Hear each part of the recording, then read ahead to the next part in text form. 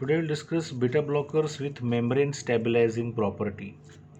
Beta blockers with membrane stabilizing property. The drugs like or beta blockers with membrane stabilizing property like propranolol, carvedilol, S-butylol, labetalol, betaxolol, S-butylol and pindolol.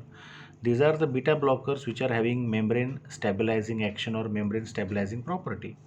But what does that mean?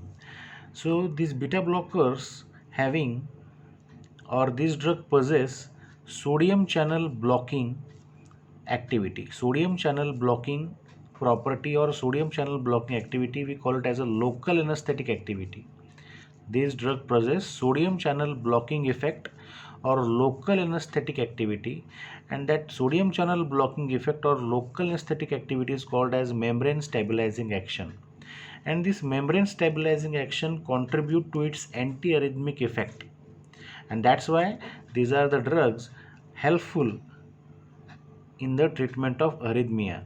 Why they are helpful in the treatment of arrhythmia? Because of its membrane stabilizing property or sodium channel blocking, because of its sodium channel blocking effect or local anesthetic property. They are effective as an antiarrhythmic drug, but these drugs are contraindicated in glaucoma due to high risk of corneal anesthesia.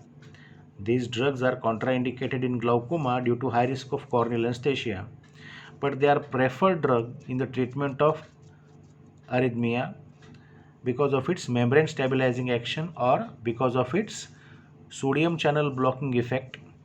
And the drugs like propranolol and carvedilol, these are the drugs which are having highest membrane stabilizing activity.